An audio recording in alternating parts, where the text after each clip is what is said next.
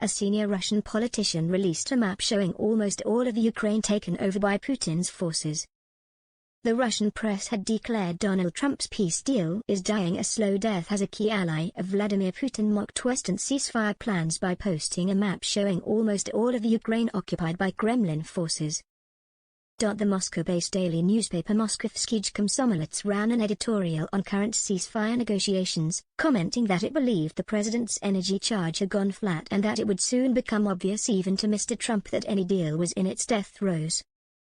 The bleak assessment was reported by the BBC's Russia editor Steve Rosenberg during his regular dispatch covering the nation's headlines.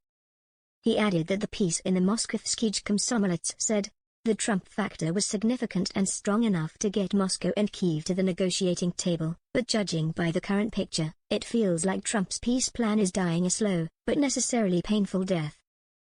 The newspaper continued, "What will happen when these death throes become so obvious that even the chronically optimistic US president cannot ignore them is a big question." The editorial said it did not believe Moscow wanted to lose Trump, but that the desire not to alienate him took second place to the priority, which was victory in Ukraine. Ukraine's President Volodymyr Zelensky has already publicly agreed to a 30-day ceasefire with Russia, but Vladimir Putin has been reticent to attend any peace talks personally, instead only sending lower-ranking officials to a meeting in Turkey earlier this month.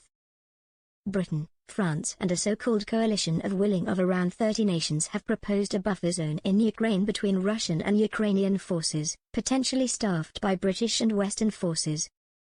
However, former Russian President and key Putin ally Dmitry Medvedev took to X to mock any plans for allied buffer zones of control over Ukraine. Sharing a map of the vast country, Mr. Medvedev showed almost the entire country covered with a Russian-controlled buffer zone and only a sliver of territory left to Ukraine next to the Polish border. Mr. Medvedev, who is now the deputy chair of the Security Council of the Russian Federation, wrote on X, "If military aid to the Banderite, Ukrainian nationalist, regime continues, the buffer zone could look like this." Moscow has continued to launch deadly drone and missile strikes against Ukraine, killing and wounding scores of civilians. Speaking to reporters in New Jersey over the weekend, President Trump said of Putin, "I've known him a long time, always gotten along with him, but he's sending rockets into cities and killing people, and I don't like it at all." On Sunday, the president posted on the Truth Social platform that he believed his Russian counterpart had gone absolutely crazy. He added, "I've always said that he wants all of Ukraine, not just a piece of it, and maybe that's proving to be right, but if he does, it will lead to the downfall of Russia."